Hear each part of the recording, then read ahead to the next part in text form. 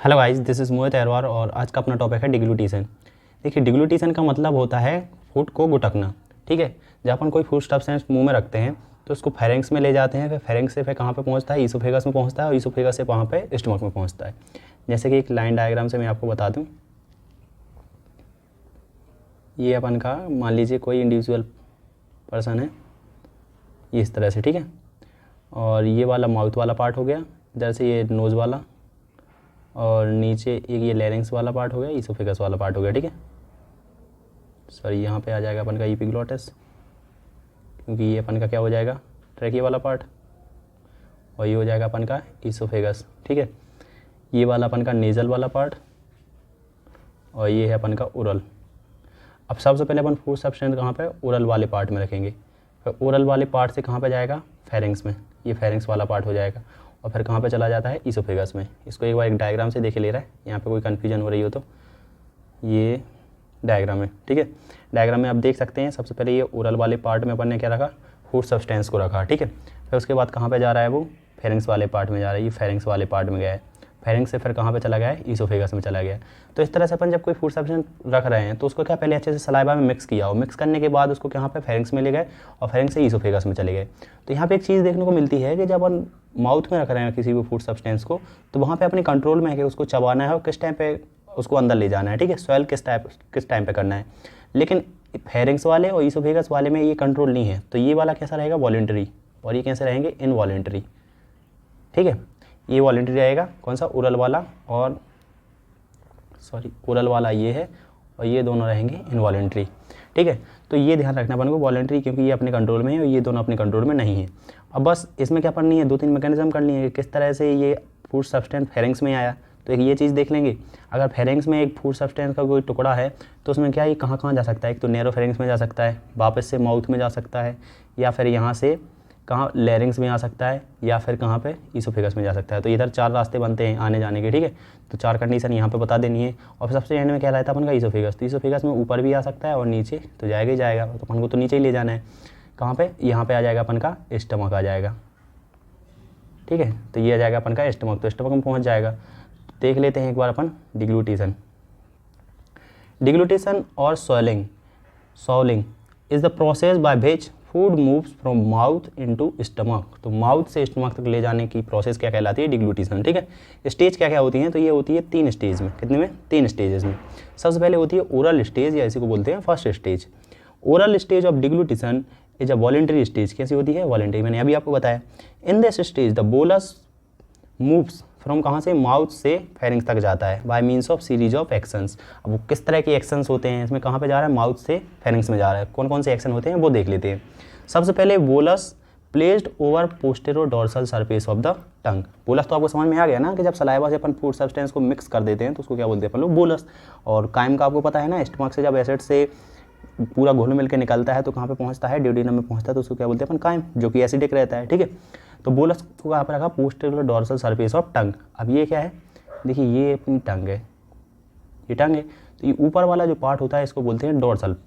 अब ये anterior part हो जाएगा उसका, ये पोस्टीरियर, तो ये पोस्टीरियर डोर्सल सरफेस पर रख दिया। यहाँ पे रखेंगे तो आराम से इसको क्या कर सकते हैं अपन, डिग्लूटिशन मतलब से सॉइल कर सकते हैं, इसको सॉइल कर सकते हैं। ठीक है, तो anterior part of tongue is depressed and posterior part of tongue is elevated and retracted against the hard palate. तो आप क्या करते हैं इसमें, ये डायग्राम में आप देख सकते हैं, जो एंटीरियर वाला पार्ट रहे, ये इस तरफ से एंटीरियर वाला है, ये एंटीरियर वाला है, ये पोस्टीरियर वाला है। तो एंटीरियर वाले पार्ट को अपन ने क्या किया है, नीचे कर दिया, इस वाले पार्ट को एलिवेट कर दिया। एलिवेट किसके अगेंस्ट किया है, हार्ड पैलेट के अगेंस्ट। तो हार्ड पैलेट के अगेंस्ट अपन क्या कर लगा रहे हैं, प्रेशर लगा रहे हैं, इस पर प्रेशर लगा रहे हैं, तो इस वजह से ये फूड सब्सटेंस है जो इधर खिसक आएगा। ठीक है, तो इस तरह की मैकेनिज्म इसमें इन्वॉल्व होती है। Forceful contraction of tongue against the hard palate produce a positive pressure produce करती है, जिससे क्या होता है, posterior part of oral cavity, posterior part of oral cavity में पॉजिटिव प्रेशर करती है, जिसकी वजह से क्या होता है, process of food into pharynx. ठीक है, इसकी वजह से क्या हो जाता है, फेरिंग्स में अपन का फूड चला जाता है। अब क्या होती है, फेरेंजियल स्टेज। तो फेरेंजियल स्टेज या सेकंड स्टेज में क्या हो रहा है, food moves from pharynx to oesophagus. अब अपन को कहाँ ले जाना है, फेरिंग्स से ईसोफेगस में ले जाना है। तो pharyngeal stage and involuntary stage, अभी बताया था मैंने, इनवॉलेंट्री स्टेज होती है। During this stage of deglutition bolus from pharynx can enter into 4 parts. तो मैंने अभी बताया था आपको कि 4 तरीक़ों से वो आगे पीछे हो सकता है। एक तो नेजल वाले पार्ट में बताया था, माउथ वाले में, या फिर ट्रैकिया में, या फिर कहाँ पे जा सकता है अपन का, ईसोफेगस में, ठीक है।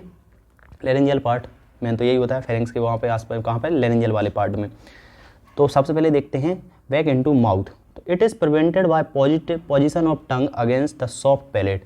अब पोजीशन ऑफ टंग मतलब ये इसमें देख रहे हैं आप, यहाँ पे प्रेशर लगा रहा है, ये अपन की टंग इसके अगेंस्ट प्रेशर लगा रही है। तो यहाँ पे तो कोई रास्ता नहीं है कि वापस से ये फुट की डायरेक्शन इस तरह से हो जाए, नहीं जा सकता ना यहाँ पे। तो पहला तो ये हो सकता है कि टंग की पोजीशन की वजह से नहीं हो पा रहा, क्योंकि जो अपन की टंग है, जो पिछला वाला पार्ट एलिवेटेड है और किसके, हार्ड पैलेट के अगेंस्ट एक प्रेशर लगा रहा है। तो ठीक है, माउथ में तो नहीं आ सकता है। अब क्या हो सकता है, अपवर्ड इनटू नेजोफेरिंग्स। तो it is prevented by elevation of soft palate. तो सॉफ्ट पैलेट, आगे वाला पार्ट क्या होता है, हार्ड पैलेट। ये वाला पार्ट क्या होता है, हार्ड पैलेट। ये वाला क्या होता है, सॉफ्ट पैलेट, ठीक है। ये वाला पार्ट, सॉरी, यहाँ से इतना क्या हो जाएगा, हार्ड पैलेट, और ये वाला सॉफ्ट पैलेट। तो सॉफ्ट पैलेट देखिए पूरी तरह से बंद कर दिया है, तो वापस भी नहीं जा सकता। ये वाले में ये वाला है, तो यहाँ पे ये इतने समय तो वापस नहीं जा सकता है, ठीक है। तो अब तीसरा रास्ता कौन सा हो सकता है, एक ये वाला रास्ता हो सकता है लैरिंग्स वाले में। तो कौन सा होता है, forward into लैरिंग्स। It is prevented by approximation of vocal cords. Vocal cords ये वाला, अब इसका क्या किया होगा अपन ने, अप्रॉक्सीमेशन मतलब इसको थोड़ा नैरो कर दिया होगा, तो इसमें भी नहीं जा सकता है। या फिर एक और है अपन को, इसके ऊपर एक क्या पाया जाता है, बॉल या ढक्कन टाइप का पाया जाता है। ये क्या होता है, जो इपिग्लॉटिस, ठीक है। तो इपिग्लॉटिस भी इसको रोकेगा। तो backward movement of epiglottis to seal the opening of larynx. तो लैरिंग्स की जो ओपनिंग है उसको कौन सील कर देता है, इपिग्लॉटिस। ये दिख रहा है इपिग्लॉटिस जो क्या कर रहा है, उसको सील कर दिया है। तो ये ठीक है, लैरिंग्स में भी नहीं जा सकता है, ठीक है। All this movement to stop respiration for a second, it is called deglutition apnoea. मतलब कुछ देर के लिए ये क्या कर देते हैं, आपने वो वाला रास्ता ही बंद कर दिया है रेस्पिरेटरी, जो गैस ले जाने वाला। तो क्या होगा, थोड़ी देर के लिए रेस्पिरेशन रुक जाएगा, ठीक है। जिस टाइम पे अपन क्या करते हैं, डिग्लूटिशन करते हैं, तो इसको बोलते हैं अपन deglutition apnoea. Entrance of bolus into oesophagus, मतलब फूड सब्सटेंस जब गोटा करें तो उस टाइम पे थोड़ी देर के लिए सांस रुकती सी है। अब कहाँ पे आखिरी टाइम क्या है, आखिरी ऑप्शन बचा है कि ईसोफेगस में ही ले जाना है। तो the bolus has to pass only through the oesophagus. तो अब एक ही रास्ता बचा है। This part of oesophagus is form by the cricopharyngeal muscles and this is called upper oesophageal sphincter, जो कैसा होता है, रिलैक्स होता है। आपको इसको याद करने की ज़रूरत नहीं है, आप बस इतना याद कर सकते हैं कि अपर ईसोफेजियल इंस्पेक्टर होता है, जो कैसा होता है, रिलैक्स। रिलैक्स मतलब खुला हुआ है, ठीक है। अब ईसोफेजियल स्टेज, ईसोफेजियल स्टेज में आ गया अपन का foods move from oesophagus to stomach. इसमें क्या होता है, ईसोफेगस से स्टमक में पहुंचता है। सबसे पहले ओरल वाला देखा था, ओरल में माउथ से फेरिंग्स में आया, फिर फेरिंग्स से ईसोफेगस में आया, अब ईसोफेगस से स्टमक में पहुंचेगा। फाइनली अपन को कहाँ पहुंचाना था, माउथ से स्टमक तक। इसी को बोलते हैं अपन डिग्लूटिशन, ठीक है। Oesophageal stage is also an involuntary stage. Food pushed down by peristaltic movement. Peristaltic movement ये किस तरह के मूवमेंट है, तो ये जो मूवमेंट होते हैं वो क्या होते हैं, उसमें कॉन्ट्रैक्शन रिलैक्सेशन होता है कुछ इस तरह से। यहाँ पे कोई फूड सब्सटेंस है, ये है, ठीक है। Peristaltic means a wave of contraction followed by the waves of relaxation. तो पहले कॉन्ट्रैक्शन रिलैक्सेशन ऐसे चलता रहता है। Of muscles fibres of GI tract, ठीक है, which travel in aboral direction away from the mouth. Aboral का मतलब क्या होता है, माउथ से दूर की तरफ। By this type of movements the content, जो कंटेंट्स रहते हैं, फूड सब्सटेंस रहते हैं, are propel down along the GI tract. तो इस वजह से क्या होते हैं, अलोंग द जीआई ट्रैक्ट मतलब माउथ से एनस तक ले जाने हैं ना, तो इसी पेरिस्टाल्टिक मूवमेंट की वजह से ही वो प्रोपेल डाउन होते रहते हैं, नीचे आते जाते हैं। ये पूरे जीआई ट्रैक्ट में होते हैं। When bolus reach the oesophagus the peristaltic movements are initiated. जब कहाँ पे बोलस कहाँ पे पहुँच जाता है, ईसोफेगस में जैसे ही पहुँचता है और ये शुरू हो जाते हैं। अब रोल देखते हैं अपन, सबसे नीचे पाया जाता है अपन का oesophageal sphincter.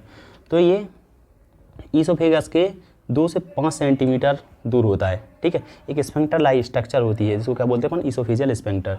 Distal 2 to 5 centimetre oesophagus act like a sphincter and it is called lower oesophageal sphincter. तो ये ईसोफेगस मान लीजिए यहाँ पे फेरिंग्स में शुरू हुई, तो यहाँ पे 2 से 5 सेंटीमीटर नीचे यहाँ पे क्या पाया जाता है, स्फिंक्टर पाया जाता है, ठीक है। इससे होके फूड सब्सटेंस नीचे की तरफ जाते हैं। अभी एक ही डायरेक्शन में खुल सकते हैं, जैसे मान लीजिए ये है ना, तो ये स्फिंक्टर हो गया अपनी, ठीक है। अभी उधर ऊपर से फूड सब्सटेंस आ रहा है तो एक ही डायरेक्शन में खोलेंगे। कौन सी डायरेक्शन में? इस वाली डायरेक्शन में, ठीक है, इस वाली डायरेक्शन में खोलेंगे, ना कि अपोजिट डायरेक्शन में। उस डायरेक्शन में कभी खुल जाते हैं तो क्या वॉमिटिंग का रहता है। इट इज़ कॉन्स्ट्रक्टेड स्फिंक्टर, ये कैसे रहते हैं? कॉन्स्ट्रक्टेड स्फिंक्टर मतलब बंद टाइप के रहते हैं, लेकिन जब फूड सब्सटेंस आता है तो खुल जाते हैं, ठीक है।